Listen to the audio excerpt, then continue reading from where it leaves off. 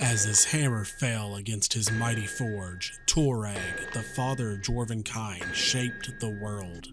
The sparks that burst forward from his mighty anvil fell to the rocks below, birthing stout creatures made of stone, with bellies full of fire. And thus, the first of the dwarves was born. Yes, you heard that right. Today we are talking all about everyone's favorite alcoholic miners, the dwarves. Before I begin though, what did you think of that new intro? Super cool, right? It was made by my good friend Eldritch Dream. His contact details will be in the description, just in case you're interested. He makes some really cool stuff.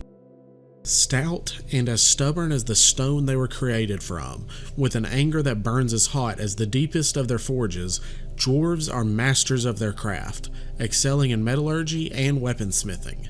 They excel in exploration and discovery and have spread across much of Golarion over the last few centuries, from North Garund to Northern Avestan.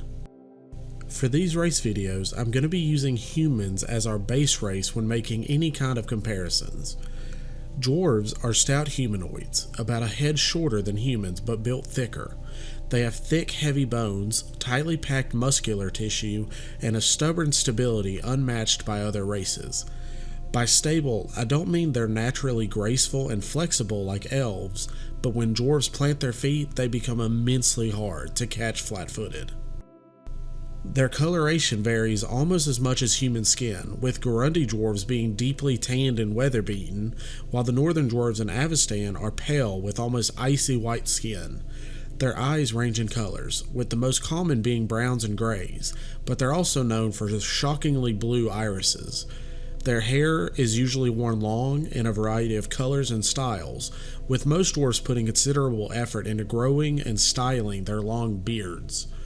Dwarves tend to favor elaborately braided beards, adorned with carved beads, small trophies of battle, and other objects the dwarf associates with significant personal life events. As such, with all the effort gone into tending to these beards, it is considered a deadly insult, not only to the individual, but to the dwarf's ancestors and his family, if you were to shave his beard.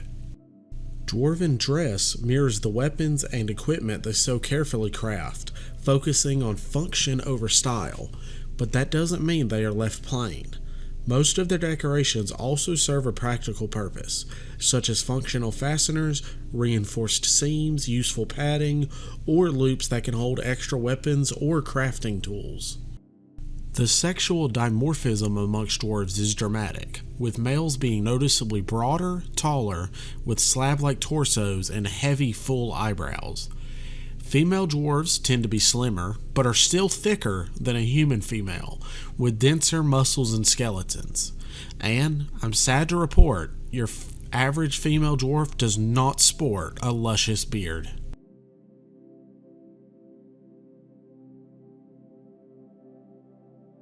In the beginning, the dwarves toiled beneath Golarion, living and working their forges in Narvoth, the uppermost region of the Darklands. There, the dwarves fought against orcs and other goblinoid races, and themselves, for eons.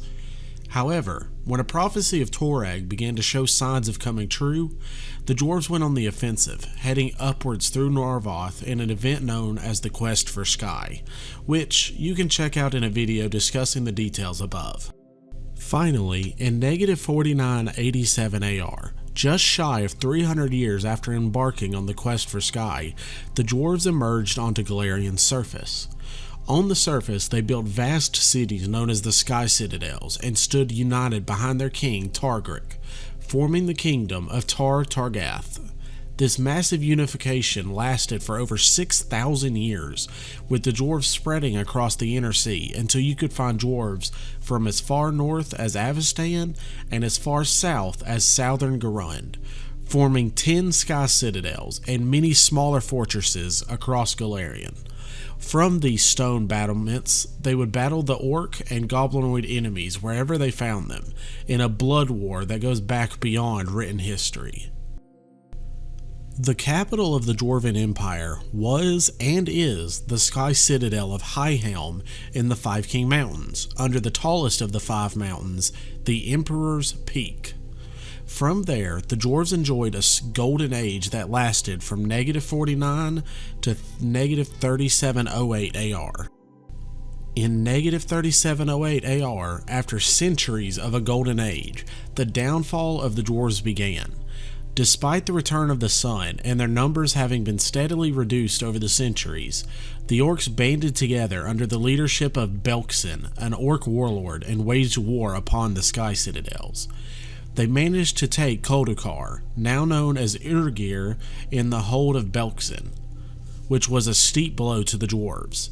Now, one of their cities, a pride and joy amongst the Dwarves, was in enemy control, and things did not get easier from here. Over the next few centuries, more Sky Citadels were lost, leading to a decline in Dwarven power and prestige. Even though Tartargath would last for another 5,000 years, its golden age was quickly fading. Finally, in 1551 AR, Tartargath collapsed entirely.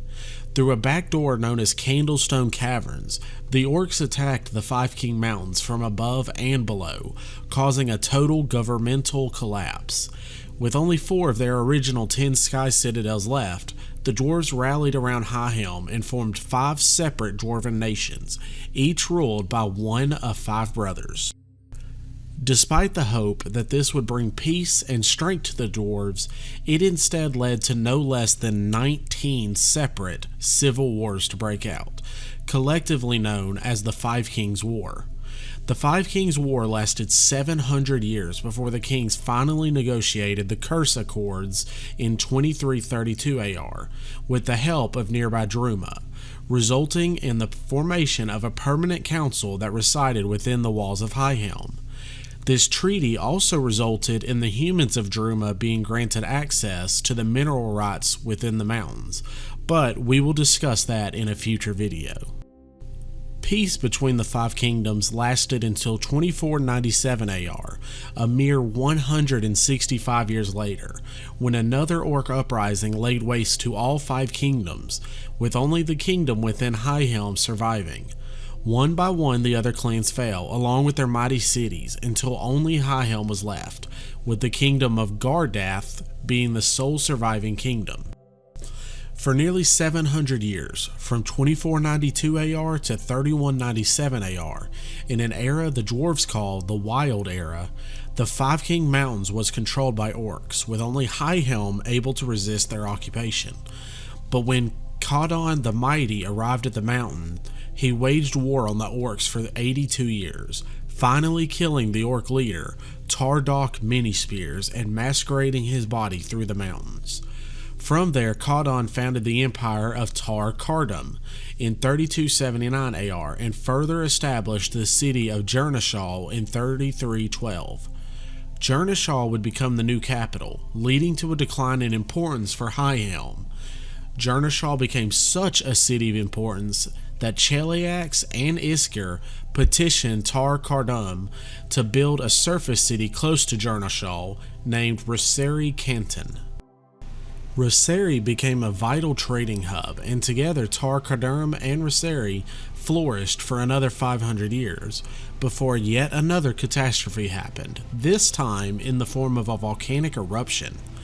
Droskar's crag erupted, destroying Jernashal and Rosari, but most importantly, it shattered the dwarves' spirit.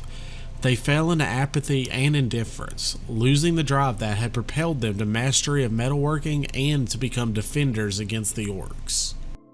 There were several attempts through the years to form different governing bodies, with the theocracy of Droskar lasting for nearly 90 years before falling apart, leaving entire dwarven settlements abandoned.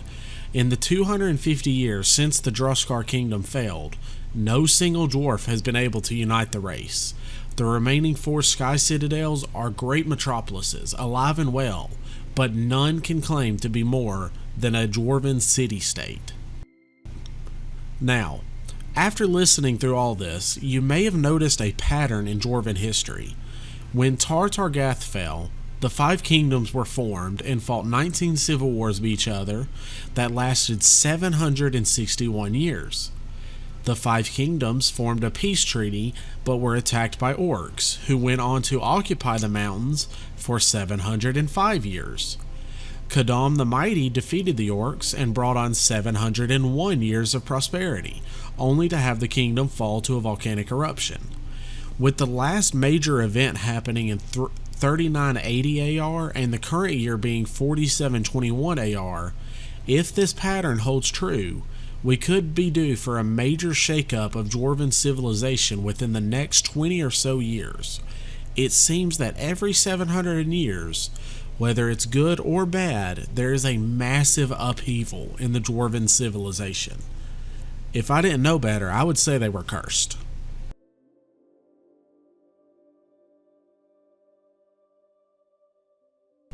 Dwarves are as stubborn as they are stalwart, and they rarely forgive wrongdoings done to them, but even more rarely to their families. Despite this, they are capable of seeing through ancient feuds to value a friend who has tested themselves in battle. True friendship to a dwarf is worth more than all the gold and gems they value so highly. Compared to humans, dwarves tend to be more observant and insightful. They pride themselves on their common sense and accept the world as it is, not as they wish it would be. They tend to lack patience for dreamers or wishful thinking, and that can make them come across as uncaring and abrasive. They encourage matter-of-factness and hold a disdain for unconventional approaches, which can be seen as rude or intolerant. This insular culture tends to leave dwarves unable to relate well to outsiders, which is why battle is such a bonding experience for them.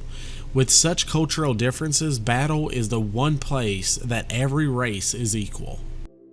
A common aphorism among dwarves is that stone endures, and that's the dwarven ideal. They wish to be never yielding, always persevering, strong and solid throughout life. Between their fortitude, resilience, and their plain stubbornness, dwarves will carry on long past the point of exhaustion. As a counterpoint to their dogged attitude, health, and stamina, dwarves have little tolerance for maligners. Illness and wounds are petty inconveniences, not obstacles.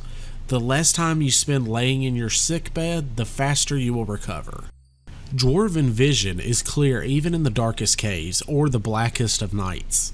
Despite this, dwarves prefer well-lit caves, as dark vision is limited in range and cannot see colors in the dark. Due to this, dwarven artists pride themselves on making works of art that can only be seen in dark caves, where the shades of gray work together to form works of art inside the stone itself. They also possess a keen sense of taste, which is reflected in their surprisingly complex foods. They favor meals with satisfying textures and complex layered flavors. The dining experience is as much a matter of mouthfeel as of spice and accents.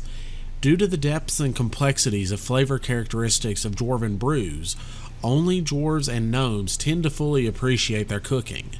As a consequence, dwarves also tend to be dismissive of other cuisine, seeing them as bland. Despite rough and calloused hands, dwarves have a remarkably well-developed sense of touch, at least when it comes to metal and stone.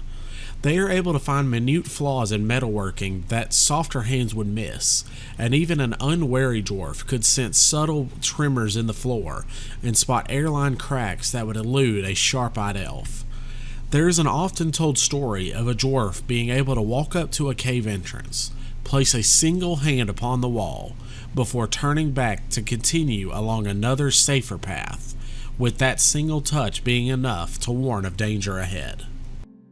Despite being shorter than humans, dwarves do not see an issue with their height, and they are generally not insulted by mocking it. But beware to those who would mock a dwarf's speed. They despise the idea of being the one to hold back a group, and it gets under their skin in a way most other insult will not. And the axes will fly when you call a dwarf slow.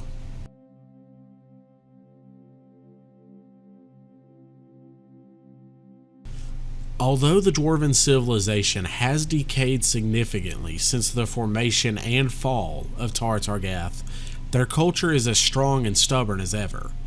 The heart of Dwarven culture is hard work, stemming from their centuries of life underground, where all dwarves had to contribute or see themselves fail as a whole. Perfection was also a necessity, where a miscalculation when shoring up a cave or a passageway could lead to the death of hundreds of dwarves. As a result, Torag requires his followers to be prepared for any eventuality, which can be seen through a dwarf's long-term planning, dedication to hard work, and attention to all the details. With this level of rigorous standards, it is not unusual for a dwarf to apprentice for close to 50 years before gaining the rank of Master Craftsman. After centuries of toiling beneath the mountains and working with metals, dwarves mastered the art of engineering in ways few other races have. They've created massive aqueducts, crude but functional pumps, and large heated bathhouses using underground steam vents. Many of these creations have lasted throughout the centuries, which truly goes to show how talented the dwarves were. But this mastery has faded with no need to invent new creations or even a true need to repair the old ones. Despite this, their smithing skill remains as sharp as ever, and they regularly produce armor and weaponry of a quality that is simply beyond the capabilities of humans, or even elves, though they will dispute such a claim vehemently. Dwarves are also renowned brewers and partakers of all things alcoholic. When they came to the surface and discovered that water may carry illness, they created new beverages to help prevent sickness, with a process similar to ones they perfected using subterranean mushrooms. The newly discovered alcohol in their creations was just a much appreciated side effect. With limited access to fruits, dwarves focused on beers, whiskeys, and vodkas, and an entire industry has developed around these alcoholic drinks. Every year, New Year festivities include a large beer tasting competition where the best local beers are rated against each other. The winning brewer is assured good sales for years, and the brewer will stamp or emboss his kegs and bottles with a seal indicating his status as the yearly victor.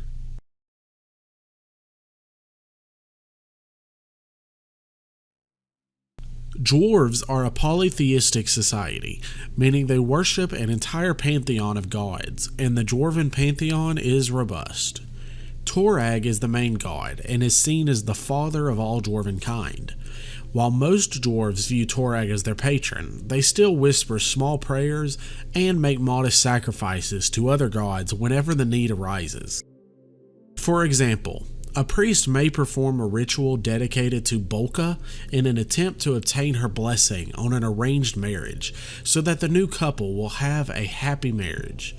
On the eve of an offensive attack, many dwarves will pay in sacrifice to Angrid, the god of aggressive war, while the wives may invoke the name of Fulgrit when their husbands march to war, in the hopes to bring them back home safely. Most non-craftsman dwarves head toward becoming clerics or fighters due to their love of battle and their highly religious nature. Dwarven society holds priests in high regards, and they can never seem to have enough clerics roaming the halls of the Five King Mountains. Civilian and craftsmen look to them for guidance, blessings, and absolutions. Clerics form the dwarves' guiding force, but fighters are the true heart of their society. They are seen as heroes and saviors, veritable defenders of civilization. Many young dwarves dream of being the one to finally drive the orcs out of Koldakar and have their names carved into the stone of history for all eternity. When a dwarf passes, his body is returned to the Five King Mountains by his family and interred in a special tomb prepared by his family. A somber funeral follows, during which the deceased's deeds are sung out for all to hear. The living will wail and petition Mogrim, the god of the afterlife, to grant the deceased with a suitable existence, where he can continue to perform the tasks he so loved in life. When a dwarf dies far from home, or whose home is unknown, they will typically be buried within a cave, either directly in the earth or under a cairn of stone. A treasured possession of theirs will be carried to the Five King Mountains, where their family will bury the possession as if it was their loved ones. However, if a dwarf has committed a serious crime, they will be expelled from home, and their beard will be shaved at the border of the dwarven's land. As a result, if you spot a dwarven immigrant with short hair or lacking a beard entirely, you should view them with intense distrust and skepticism, because chances are you've just met a criminal. Exiled dwarves and their families must append slag to their surname, and their children have the surname Slagson or Slagdum. These family members can restore their family honor and their surname by accomplishing a great or important task, such as defeating a vast numbers of orcs and their kind, retaking dwarven territory, or in defense of a dwarven stronghold. Gladding Garson or Gladding Gardam for females is a traditional rite of passage. A dwarf seeking adulthood must locate a family member's deepest Gladdringer, a personal rune carved into a deep mountain cavern, and chisel his or her name directly to the side of it. The choice of Gladdringar is a great honor, and often the child will become that relative's favorite in adulthood. Families view this as a dwarf's promise to surpass that relative in contributions to society. During the summer solstice, the dwarves celebrate Rune Feast, a feast celebrating the day Mogrim taught the dwarves the first runes and instructed them on the proper way to pray to the dwarven gods. It is celebrated via counting forward from the previous rune feast, using complex runic calendars, rather than meager celestial observations. In the case that a community loses its runic calendar, a journey must be undertaken to find a set older in another dwarven settlement and copy all of the pertinent information. Dwarven families with close ties to the lost Sky Citadels also celebrate Sky Lost, a mournful holiday where the family reflects on those lost and the accomplishments of their slain ancestors. But two families descended from the same Sky Citadel may celebrate Sky Lost on different days, due to their own interpretation of when the Citadel actually fell. Some may view it as the day the order to evacuate was given, while some see it as the day the last wall fell to the invaders. It is really up to each family to decide on when they wish to celebrate Sky Lost. Dwarves place immense personal value in their clan dagger, a special dagger prepared by members of their clan in preparation for their birth. The dagger will have a gemstone from that clan's territory, common, yet not so common as to be worthless, placed into the dagger's hilt. This dagger will be toned and forged by the child's family, where it will be used to cut the baby's umbilical cord at the moment of birth, making the dwarf's blood the first blood that blade has ever tasted. When a dwarf reaches adolescence, they are given their clan dagger, where it becomes the dwarf's responsibility to keep their dagger safe. If a dwarf loses their dagger, it is seen as the greatest of dishonors to themselves and their ancestors. When two dwarves of different clans are entered into marriage, tradition states that together they will forge sheaths bearing their own clan's gemstones for their partner's dagger, showing their faith and their bond with the fusing of the two different gemstones.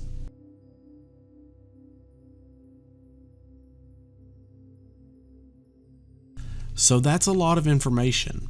How would the typical dwarf play though? Well, you might find yourself striving to uphold your personal honor, family honor, or just dwarven honor, no matter what it costs. You may appreciate master craftwork in all its forms, but insist on the best for all of your gear, or you may even only trust dwarven-made equipment. Once you've set your mind to something, you may refuse to back down or ever change your mind. Other races may view you as stubborn, though it's unknown if they see this as an asset or a detriment. It may be taken for granted that you are an expert in all matters related to stonework, mining, precious metals, and gemstones. Others may see how deeply you value the connection you have with your family, heritage, and friends, and they may wish to strike you where it'll hurt you the most. Dwarves are an absolutely incredible force of nature when their passions are roused, and they will move mountains if it means protecting their families or their people. To a stranger, they may come off as untrusting and clannish, but to friends and family, they are loving and caring, and their halls ring with laughter almost as loud as the sounds of hammers hitting anvils. The only thing louder than their laughter is the avalanche coming down upon you when you anger them. Well guys, I hope you enjoyed this week's scroll. Dwarves are not the most trusting of outsiders, so it took quite a while for our scribes to piece together their history. A lot of time, gold, hangovers, and then even more alcohol went into securing the friendships we needed with the Dwarves of the Five King Mountains to gain us this info, so raise a pint and thank them. I hope to see you back here next time, where we're going to dive deep into some of the mysteries surrounding the most powerful beings on Golarion, the gods themselves.